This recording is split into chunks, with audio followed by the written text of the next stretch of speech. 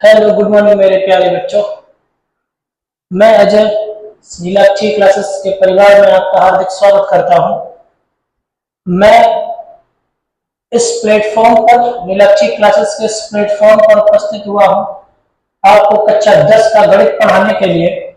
तो आइए बच्चों, हम शुरू करते हैं। ये पहला लेक्चर रहेगा आपके लिए और पहला लेक्चर है आपका, पहला अध्याय हम शुरू करेंगे आज। पहला जो अध्याय है आपका कक्षा 10 के मैथ का, वो है मेरे बच्चों वास्तविक संख्या है। तो इस चैप्टर को शुरू करते हैं और इस चैप्टर से पढ़ने के लिए मेरे बच्चों को बहुत सारे परिभाषाओं का पहले ज्ञान करना पड़ेगा। परिभाषाओं का ज्ञान होने के बाद मेरे बच्चों हम अपने टॉपिक को शुरू करेंगे और एक एक क्वेश्चन को बारीकी से खत्म करने के बाद मेरे बच्चों हम लोग अगले चैप्टर पे चलने का काम करेंगे। तो चलिए फिर शुरू करते हैं, बिना वक्त गवाए हम डायरेक्ट अपने टॉपिक पे चलते हैं। हमें पढ़ना क्या है और इसमें हम बढ़िया से फोकस करने वाले हैं। चलो मेरे बच्चों, तो पहली आपकी एक परिभाषा दी गई है मेरे बच्चों। इस चैप्टर में सबसे पहले एक परिभाषा दी जा रही है मेरे बच्चों और इस परिभाषा को हम लोग लिखेंगे। मैंने लिखा है मेरे बच्चों क्या, प्राकृतिक संख्या। क्या लिखा है मेरे, प्राकृतिक संख्या। अच्छा, प्राकृतिक संख्या को मैंने मेरे बच्चों इसमें परिभाषा के रूप में प्राकृत संख्या लिखा है। मैंने लिखा प्राकृत संख्या, और प्राकृत संख्या को कहीं कहीं पर मेरे बच्चों एक और नाम दिया गया है और वो नाम है मेरे बच्चों प्राकृतिक संख्या। एक और नाम दिया है, इसका नाम है क्या मेरे बच्चों, प्राकृतिक संख्या। इन प्राकृतिक संख्याओं को इंग्लिश में मेरे बच्चों नेचुरल नंबर भी कहा जाता है। नेचुरल नंबर भी कहा जाता है इन प्राकृतिक संख्याओं को। और नेचुरल नंबर कहने के कारण मेरे बच्चों इस प्राकृतिक संख्या को, मेरे लाडलो, इस प्राकृतिक संख्या को n द्वारा प्रदर्शित करते हैं, तो आगे की बात करने वाले हैं मेरे बच्चों। एक परिभाषा दी है, इस परिभाषा में क्या लिखा है, इस परिभाषा में हमने लिखा है कि वस्तुओं को या वस्तुओं की गिनती करने के लिए जिन संख्याओं का प्रयोग किया जाता है उन्हें प्राकृत संख्या कहते हैं। इसका मतलब यह हो गया मेरे बच्चों, फॉर एग्जाम्पल मैं अगर बात करता हूं कि जैसे मान लो अपनी क्लास में, अपनी कक्षा में मेरे बच्चों लगभग 20 स्टूडेंट अध्ययन करते हैं। अपनी कक्षा में मेरे बच्चों लगभग 20 स्टूडेंट जो है वो क्या करते हैं, अध्ययन करते हैं। तो जो स्टूडेंट्स की संख्या है, या मान लेते हैं एक डिब्बा है, उस डिब्बे में मेरे बच्चों मान लो 10 चॉकलेट रखी हैं। तो ये जो गिनती कर रहे हैं किसी व्यक्ति की, वस्तु की, या फिर मेरे बच्चों किसी थिंग्स की, अगर हम गिनती करने जाते हैं तो उस गिनती करने के लिए जिन चिन्ह का हम लोग इस्तेमाल करते हैं, जिन सिंबल्स का उपयोग कर रहे हैं मेरे बच्चों, वो सिंबल्स आपके क्या है, वो सिंबल्स आपकी है प्राकृतिक संख्या। चलिए अब बात आती है प्राकृतिक संख्याएं। सर आपने बोला कि प्राकृतिक संख्याओं को नेचुरल नंबर कहते हैं। नेचुरल नंबर कहने के कारण इसको n से प्रदर्शित करते हैं, ठीक है। फिर इसके बाद जो नेचुरल नंबर होते हैं, जो वस्तुओं की गिनती के लिए उपयोग किए जाते हैं मेरे बच्चे, प्रारंभ कहां से होते हैं, 1 से प्रारंभ होते हैं, 2, 3, 4, 5 और ऐसे चलते हुए मेरे बच्चों ये अनंत तक जाते हैं। 1 से प्रारंभ है, मतलब अगर मैं प्राकृतिक संख्याओं का प्रारंभ कहूं तो ये प्रारंभन कहां होगा मेरे बच्चों, 1 पर होगा। और अगर मैं इनको एंड या समाप्त कहूं तो मेरे बच्चों ये लगभग कहां पे होंगे, जाके अनंत पे। अर्थात अनंत का मतलब ये हो गया कि प्राकृतिक संख्याओं का कभी अंत नहीं होता है। चलिए अब आगे की बात मैं ये कह रहा हूं कि अगर आपसे कोई एक क्वेश्चन पूछता है और इस क्वेश्चन में आपसे पूछ रहा है कि सर हमें बताइए क्या 2.5 आपकी प्राकृतिक संख्या है, तो मेरे बच्चों आपका जवाब होना चाहिए कि 2.5 एक प्राकृतिक संख्या नहीं है। क्यों नहीं है, मैंने इसलिए कह रहा क्यों नहीं है, ये इसलिए नहीं है मेरे बच्चों क्योंकि 1 के बाद अगली संख्या आपकी 2 आ रही है, 2 के बाद अगली 3 आ रही है और अगली संख्या आपकी क्या आ रही है, 4 आ रही है। तो एक एक के गैप पर, यानी एक एक पायदान पे, अगले पायदान पे जो संख्या आ रही है मेरे बच्चों, वो संख्याएं जो होती है वो प्राकृतिक होती हैं, लेकिन पॉइंट की संख्याएं आपकी कभी प्राकृतिक नहीं होती हैं। बहुत अब आगे की बात करें, अगर आपसे कोई कहे क्या सर 7/3 क्या ये प्राकृतिक संख्या है, तो मेरे बच्चों 7/3 आपकी प्राकृतिक संख्या नहीं है। क्यों नहीं है? ना होने का कारण ये है मेरे बच्चों कि अगर हम इस 3 से इस 7 में डिवाइड करेंगे, भाग करेंगे, तो भाग करने के बाद जो भी मान आएगा, 3 दूनी 6 आया मेरे बच्चों, 1 बचा 10 हुआ, 3 तिया 9, 3 तिया 9। मेरे बच्चों ये कंटिन्यू इस प्रकार से आ रहा है। तो ये जो पॉइंट के बाद मेरे बच्चों ये जो संख्या जो आई है ये पूर्णता कटी नहीं है, पूर्णता विभाजित नहीं हुई है, अर्थात ये मेरे बच्चों पॉइंट में है, दशमलव में है, और दशमलव वाली संख्याएं कभी प्राकृतिक संख्याएं नहीं होती हैं। एक और क्वेश्चन है मेरे बच्चों, कुछ बच्चे पूछते हैं कि सर क्या -2 प्राकृतिक संख्या है, तो कहना -2 भी आपकी प्राकृतिक संख्या नहीं है। -2 आपकी प्राकृतिक संख्या नहीं है। ना होने का कारण मेरे बच्चों क्या है? मैंने बोला है प्रारंभ कहां से होती है? 1 से, और जाती कहां तक है? अनंत तक। और सारे के सारे मान कैसे होते हैं मेरे बच्चों? धनात्मक होते हैं। कैसे होते हैं? धनात्मक। अब धनात्मक संख्याएं हैं, तो धनात्मक संख्याएं की सारी हैं मेरे बच्चों।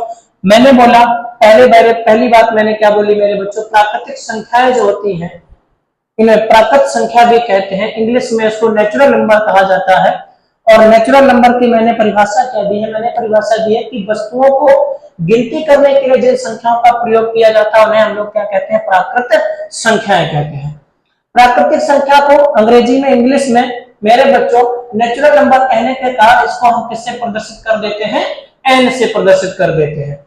अब बात आई है प्रारंभ हमने कराया कहां से? 1 से, समाप्त कर रहे हैं हम अनंत में। तो मेरे बच्चों आपसे कोई क्वेश्चन कर दे कि सर सबसे छोटी प्राकृत संख्या बताओ, तो ये जो 1 है मेरे बच्चों ये है आपकी सबसे छोटी प्राकृत संख्या।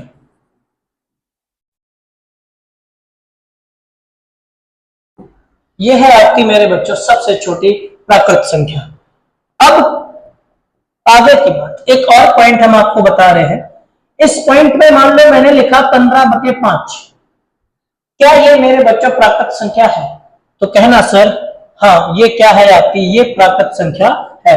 5 से डिवाइड करेंगे, 5 तिया 15, तो ये 3 जो है वो मेरे बच्चे पैदान में आप जरा ढूंढिए, इन संख्याओं के समूह में जरा ढूंढिए, तो 1 आता है, 2 है, 3 है, ये 3 हमें मिल रहा है मेरे बच्चों, यानी 3 हमारी मेरे बच्चों क्या है? प्राकृत संख्या है।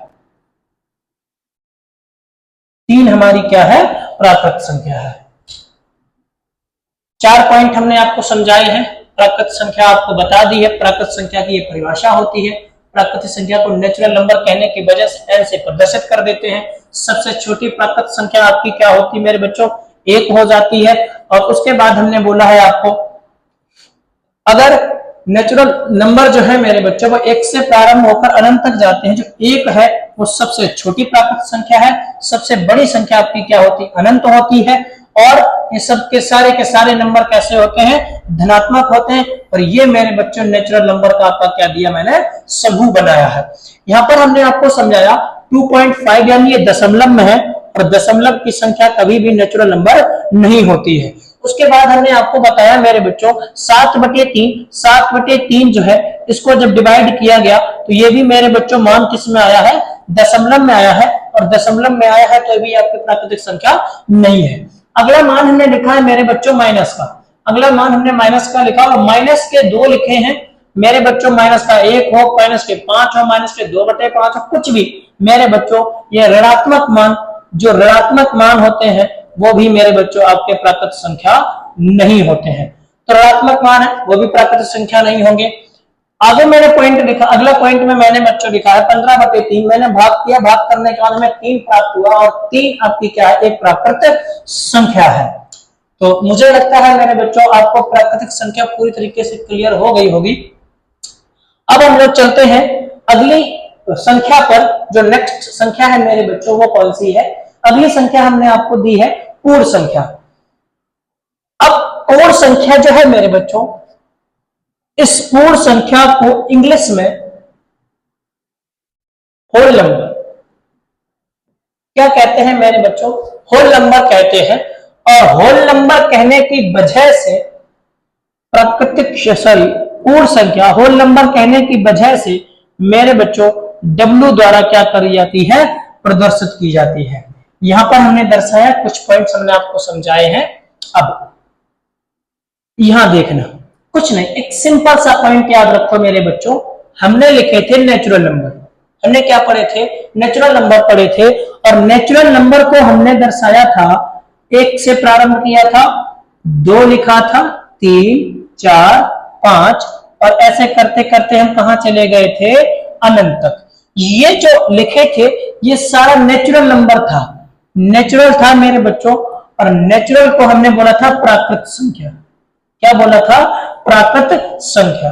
अब हम क्या कह रहे हैं कि हमें पढ़नी है पूर्ण संख्या, तो सर प्राकृत संख्या की क्यों बात कर रहे हो, सुनना।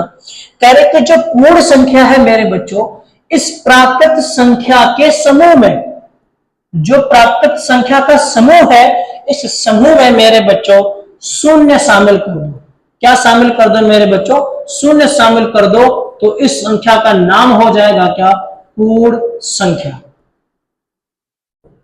क्या पढ़ा, ये मेरे बच्चों परिभाषा दी हमने, और इस परिभाषा में मैंने क्या लिखा, जरा गौर फरमाइए। मैंने बच्चों लिखा है क्या, यदि प्राकृतिक संख्या के समूह में, यानी प्राकृतिक संख्या ये रही मेरी बच्चों, यहां से लेकर यहां तक हमने आपको बताया, ये हमारी क्या है, प्राकृतिक संख्या है, और ये प्राकृतिक संख्या का पूरा समूह है। इस समूह में क्या किया गया, शून्य शामिल कर दिया मेरे बच्चों। इस प्राकृतिक संख्या के समूह में हमने क्या शामिल कर दिया, शून्य शामिल कर दिया। तो शून्य शामिल कर दिया जाए तो प्राप्त संख्याओं के समूह को, तो प्राप्त संख्याओं के इस समूह को मेरे बच्चों हम क्या कहते हैं, पूर्ण संख्या। पूर्ण संख्या को इंग्लिश में क्या कहा जाता है, होल नंबर। होल नंबर कहने की वजह से इसको प्रदर्शित करते कहते हैं मेरे बच्चों, W से कर देते हैं। चलिए अब अगली पॉइंट पे हम आते हैं, कुछ और बातें हम आपको बता रहे हैं मेरे बच्चों। इसमें कुछ पॉइंट हमने और भी दर्शाए हैं। इन पॉइंट्स पे क्या लिखा, पहला अगला पॉइंट पढ़ते हैं। इस पॉइंट में हमने लिखा, इसे W से निरूपित किया जाता, निरूपित कर देना, प्रदर्शित कर देना, दर्शा देना, एक ही बात है मेरे बच्चों। तो कह रहे पूर्ण संख्या को किससे दर्शाते हैं, W से दर्शाते हैं। अगले पॉइंट में क्या लिखा है, कह रहे पूर्ण संख्याओं में कोई भी भिन्न दशमलव ऋणात्मक संख्याओं को शामिल नहीं किया जाता, या फिर नहीं होती है। ये क्या बात हुई, समझा रहे हैं। एक और पॉइंट हमने नीचे मेरे बच्चों सारी पूर्ण संख्याएं लिखी हैं मेरे बच्चों। इन प्राकृतिक संख्याओं में, इन प्राकृतिक संख्याओं के समूह में हमने शून्य शामिल कर दी, और जैसे ही मेरे बच्चों मैंने शून्य शामिल करी, इस संख्या का नाम ऑटोमेटिक क्या हो गया था, पूर्ण संख्या। अब जो ये सेकंड पॉइंट लिखाया है, इस सेकंड पॉइंट का क्या मतलब है, आइए जरा समझते हैं। सेकंड पॉइंट में हमने लिखा, पूर्ण संख्याओं में कोई भिन्न मेरे बच्चों 2 सहित 4/3, 2/3, ये सब भिन्न है मेरे बच्चों। ये जो भिन्न के मान है, ये जो भिन्नात्मक मान है, ये मेरे बच्चों पूर्ण संख्याओं में शामिल नहीं किए जाते हैं। अगला एक और पॉइंट हम आपसे कह रहा है मेरे बच्चों, क्या अगर मैं आपसे कह रहा कि बताओ जरा, जो हमने लास्ट वाले परिभाषा में देखा था 2.5 क्या आपकी पूर्ण संख्या है, तो कहना सर 2.5 आपकी पूर्ण संख्या नहीं है। क्यों नहीं है, देखो यहां लिखा गया है, यहां लिखा क्या गया है, कह रहे भैया पूर्ण संख्याओं में दशमलव वाली संख्याओं को भी शामिल नहीं करते, भिन्न वाली संख्याओं को भी शामिल नहीं करते। और अगला पॉइंट हम आपको बताएं मेरे बच्चों, -2, -5, -3/5 इत्यादि भी आपकी पूर्ण संख्याएं नहीं है। क्योंकि यहां देखो मैंने लिखा है कि ऋणात्मक मान जो होते हैं, इन ऋणात्मक मानों को भी पूर्ण संख्याओं में शामिल नहीं किया जाता है। फिर मेरे बच्चों अब हम आपसे पूछ रहे हैं, ये पूछ रहे हैं मेरे बच्चों, सबसे छोटी पूर्ण संख्या क्या होती है। तो मेरे बच्चों सबसे छोटी पूर्ण संख्या क्या है लाडलो, वो है क्या आपकी 0 है। क्या है, 0 है। आशा करते हैं आपको ये पॉइंट भी, ये दूसरी परिभाषा जो पूर्ण संख्या है वो समझ में आई होगी। इस पूर्ण संख्या में हमने आपको बताया कि पूर्ण संख्या को इंग्लिश में होल नंबर कहते हैं। कुछ नहीं होता, सिर्फ इतनी सी बात है कि प्राकृत संख्या का जो समूह होता है उस समूह में मेरे बच्चों शून्य शामिल कर दो, और जैसे ही हम शून्य शामिल उस प्राकृतिक संख्या के समूह में कर देते हैं उसका नाम ऑटोमेटिक क्या हो जाता है, पूर्ण संख्या। पूर्ण संख्या को इंग्लिश में होल नंबर, होल नंबर की वजह से इसको प्रदर्शित किससे करते हैं, W से कर देते हैं। उसके बाद था पूर्ण संख्याओं में ना तो भिन्नात्मक मान, ना ही मेरे बच्चों दशमलव मान, और ना ही ऋणात्मक मान शामिल नहीं किए जाएंगे। ये मैंने आपको समूह बता दिया, सारे आपके पॉइंट क्लियर हो गए। मैंने लास्ट लिखा है मैंने जो सबसे छोटी पूर्ण संख्या, सबसे छोटी, तो सबसे छोटी प्राकृत संख्या कितनी होती है, 1। सबसे छोटी पूर्ण संख्या कितनी होती है, 0। अब एक और पॉइंट, लास्ट पॉइंट,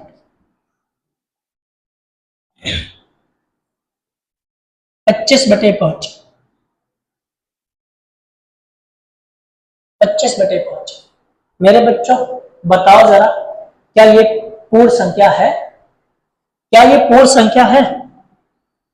कहना यस सर, ये क्या है, आपकी पूर्ण संख्या है। मेरे बच्चों जब हम हर से अंश में भाग कर रहे हैं, तो जब भाग कर रहे हैं तो हम मान आ रहा है मेरे बच्चों 5, और 5 जो है वो इस पूर्ण संख्या के समूह में सम्मिलित की गई है, अर्थात ये 5 हमारी क्या है, पूर्ण संख्या है। तो इसका मतलब क्या हो गया, 25/5 है भिन्नात्मक मान, लेकिन भाग देने पर मेरे बच्चों जो संख्या प्राप्त हो रही है वो दशमलव में नहीं है, और न दशमलव में होने के कारण जो संख्या प्राप्त हुई है वो मेरे बच्चों कैसी है, पूर्ण संख्या है। चलो अब अगली परिभाषा पे चलते हैं। 2 परिभाषाएं हो गई हैं मेरे बच्चों, पहली हमने प्राकृतिक संख्या की परिभाषा पढ़ दी है, और दूसरी परिभाषा हमने आपको पढ़ाई है पूर्ण संख्या की।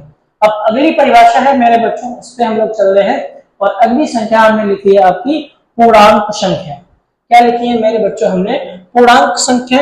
इंग्लिश में पूर्णांक संख्याओं को क्या कहा जाता है, इंटीजर नंबर। इंग्लिश में पूर्णांक संख्याओं को क्या कहा जाता है, इंटीजर नंबर। और इंटीजर नंबर को मेरे बच्चों प्रदर्शित करने के लिए z का इस्तेमाल किया जाता है। किसका इस्तेमाल करते हैं, z का इस्तेमाल करते हैं। क्यों करते हैं मेरे बच्चों, लैटिन भाषा के एक शब्द है, उस शब्द से समझना, परिभाषा को समझने से पहले सुनना। एक समूह लिख रहे हैं बच्चों, एक समूह लिख रहे हैं बच्चों, 1 2 3 4 5 6, ये समूह है। मेरे लाडलो बताओ जरा इस समूह को क्या कहते हैं, इस समूह को क्या कहते हैं? कहना सर इस वाले समूह को हम कहते हैं प्राकृतिक या प्राकृत संख्या, है ना? इसको हम क्या कहते हैं, प्राकृत संख्या। और इस प्राकृत संख्या में हमने एक और अंक जोड़ दिया मेरे बच्चों, और जैसे ही हमने इस अंक को जोड़ा, अब इस पूरे समूह का नाम हो गया क्या मेरे बच्चों, पूर्णांक।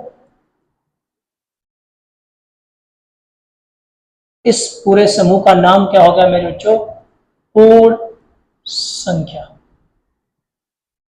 पूर्ण संख्या। अब करना क्या है, प्राकृतिक संख्या के समूह में यदि शून्य शामिल कर देते हैं तो उस संख्या को पूर्ण संख्या कहते हैं। लेकिन अगर इस पूर्ण संख्या के समूह में प्राकृतिक संख्याओं के ऋणात्मक मानों को, क्या मैंने बोला, जो समूह है, किसका समूह है, कहना सर पूर्ण संख्या का। किसका समूह, पूर्ण संख्या का। और इस पूर्ण संख्या के समूह में हमने क्या किया, प्राकृतिक संख्या के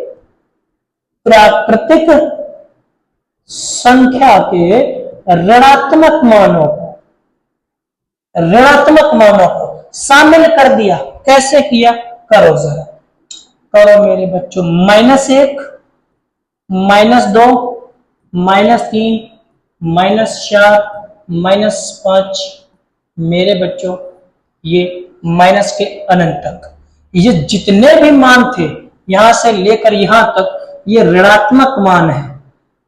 ये है मेरे बच्चों ऋणात्मक मान। और ऋणात्मक किसके हैं मेरे बच्चों? कहना प्राकृतिक संख्या के ऋणात्मक मान है। और जैसे ही मैंने इस मान को शामिल किया, अब इस पूरी संख्या के समूह को मेरे बच्चों हमने कह दिया पूर्णांक संख्याएं। क्या बोला?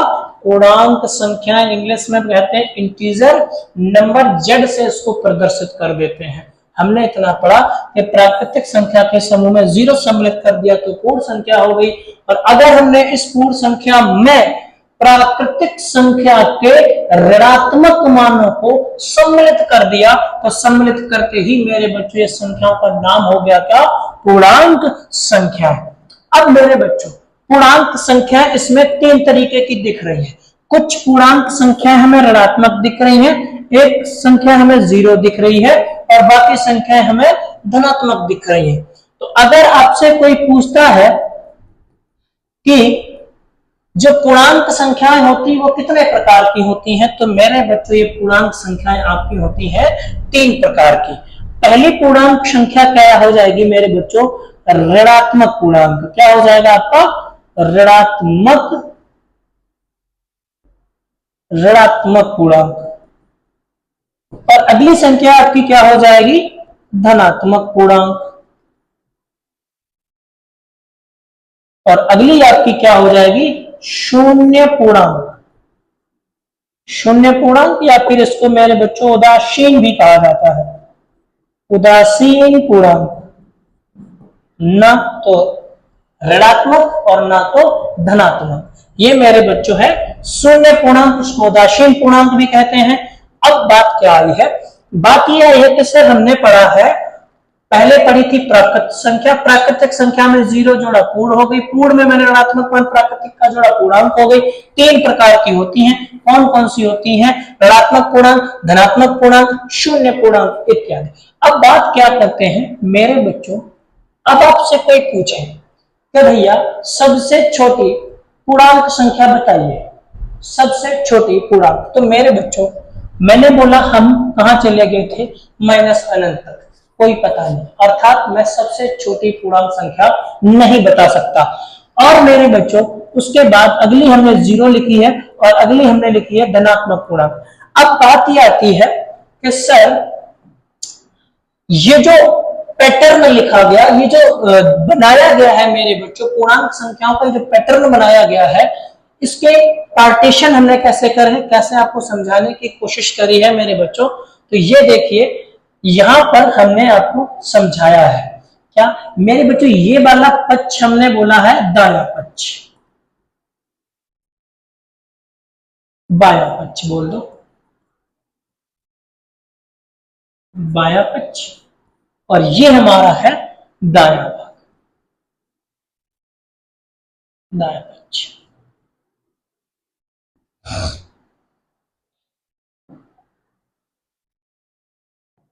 अब मेरे बच्चों अगर हम बाएं से दाईं ओर जाते हैं, किधर जा रहे हैं बच्चों हम लोग? बाएं से दाईं ओर जा रहे हैं। तो जब हम बाएं से दाईं ओर गए तो इस कंडीशन में हमने देखा मेरे बच्चों जो मान है, जो मान है लाडलो, वो मान आपके कैसे हो रहे हैं? कहना सर जी आरोही क्रम में है। कैसे हैं? आरोही क्रम, यानी बढ़ता क्रम। कौन सा क्रम है? बढ़ता क्रम। अगर हम इससे इस तरफ से इस तरफ की तरफ मूव कर जाते हैं, मतलब तो इसको हम लोग क्या कहते हैं? ये हमारा क्या हो गया? बढ़ता क्रम हो गया। मतलब -5 से -4 क्या होंगे? -5 से इस तरफ से गए, इस तरफ को मूव करे, हमने बोला बढ़ता क्रम है। तो बताओ जरा -5 से -4 बड़े हैं कि छोटे हैं? तो कहना सर इधर जा रहे हैं बढ़ता क्रम आ रहा, बढ़ता क्रम आ रहा है तो -5 से -4 क्या है? बड़े हैं। -4 से -3 बड़े हैं, -3 से -2 और -1 से मेरे बच्चों 0 बड़ा है। और इसके बाद मेरे बच्चों हर संख्या आपको बढ़ते क्रम में प्रदर्शित की गई है। 1 2 3 4 5 सारी संख्याएं आपको बढ़ते क्रम में अरेंज करी गई हैं। जब हम लोग मेरे बच्चों बाएं से दाईं ओर गए हैं तो हमें क्या देखने को मिला है, संख्याओं का आरोही क्रम। अगर मैं उल्टा वापस आ जाऊं, अगर मैं इधर से इधर वापस आ जाऊं तो मेरे बच्चों हम आएंगे कहां से, दाएं से बाएं। कहां आएंगे, दाएं से बाएं आएंगे, और दाएं से बाएं आएंगे तो मेरे बच्चों हमें क्रम कौन सा मिल जाएगा, कहना सर अवरोही क्रम। क्या मिल जाएगा, अवरोही क्रम। और अवरोही क्रम अगर मिल जाएगा तो इसको हम लोग क्या बोलते हैं, घटता क्रम भी कहा जाता है, घटता क्रम। अब घटता क्रम है, घटता क्रम है, उल्टे आ रहे हैं बच्चों। 2 से 1 घटता है, छोटा है। 3 से 2 छोटा है, 4 से 3 छोटा है, 5 से 4 छोटा है, तो 1 से 0 भी तो छोटा है, तो 0 से -1 छोटा होगा। यानी इस तरफ हम बढ़ते चले जाएंगे तो सारे के सारे मान कैसे होते चले जाएंगे, ऋणात्मक होते चले जाएंगे।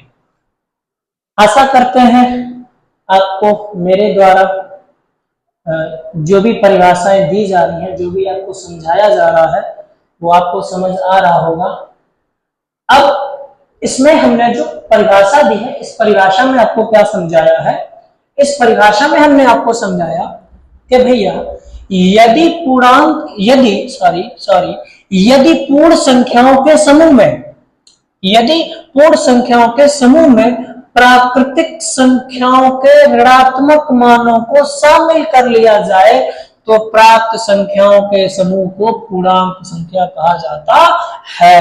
अगले पॉइंट पे हमने यहाँ समझाया है आपको, हमने कहा था कि पहले हमारे पास प्राकृतिक संख्याएं थी, प्राकृतिक संख्याओं में पूर्ण संख्याएं हो गई। कह रहे इस पूर्ण संख्याओं के समूह में, इस पूर्ण संख्याओं के समूह में हमने क्या किया है, ऋणात्मक मान शामिल कर दिया है।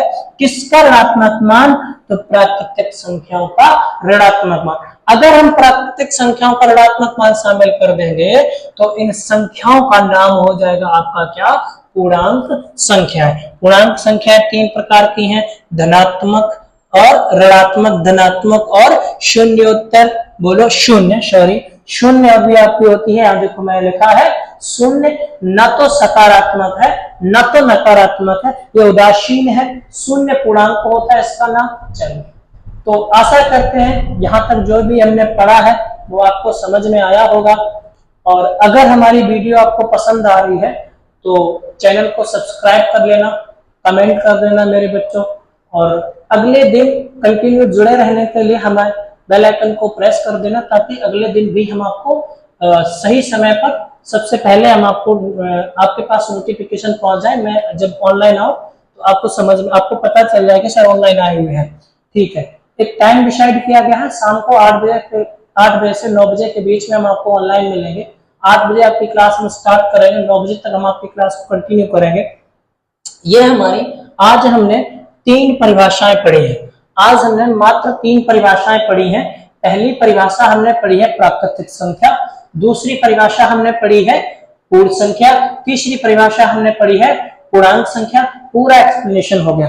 अब मेरे बच्चों, कुछ बच्चों की ये रहता है कि सर हम नोट्स कैसे बनाएंगे, तो ये जो संख्याएं हम लिख रखी हैं, आप वीडियो को पॉज कर सकते हैं, बहुत अच्छी सुविधा है, पॉज कर लीजिए। पॉज करने के बाद पूरा जो नोट्स हम आपको दिए हैं उस नोट्स को आप लिख लीजिए, और लिखने के बाद अपनी कॉपी पे बना के रखिए।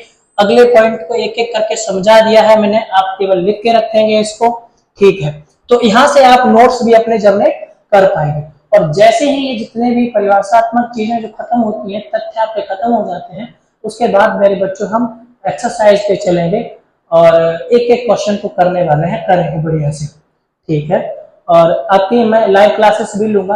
अच्छा, लाइव ये जो टॉपिक्स रहेंगे जिनको समझाने का काम रहेगा वो इस क्लास में रहेगा, और लाइव क्लास में मैं मेरे बच्चों डॉक्टर मनोहर रेखा मैथ के एक एक प्रश्नावली का एक एक क्वेश्चन कराऊंगा, जिसमें सारे क्वेश्चन एक से स्टार्ट करके अंत तक चलेंगे, एक भी क्वेश्चन हम उसमें छोड़ेंगे नहीं। और ये लाइव क्लास भी आपकी जब भी लगेगी उससे पहले हम आपको बता देंगे, हम आपको इंफॉर्मेशन कर देंगे किस दिन से स्टार्ट करनी है। चलिए ठीक है, अगले दिन हम लोगों को क्या पढ़ना है मेरे बच्चों, हम लोग पढ़ने वाले हैं नेक्स्ट डे परिमेय संख्या। पढ़ के आइए इसके बारे में, परिमेय संख्याएं हम लोग पढ़ेंगे, बहुत बढ़िया तरीके से पढ़ेंगे। बहुत बहुत शुक्रिया मेरे बच्चों, बहुत बहुत आपका धन्यवाद। और 1 से 2 हमने शॉर्ट वीडियो डाली हैं और 2 से 4 भी डाल चुके हैं, धीरे धीरे करके 4 से 10 वीडियो। तो इन वीडियो में हमें बहुत सराहना मिली, मेरे लोगों ने बहुत सराहा हमें और सबका सपोर्ट मिला हमें। और हम आपसे आशा करते हैं कि आप हमें सपोर्ट करेंगे और आगे बढ़ने के लिए मुझे मोटिवेट करेंगे। बहुत बहुत धन्यवाद। ख्याल रखिए मेरे बच्चों। जय हिंद, जय भारत।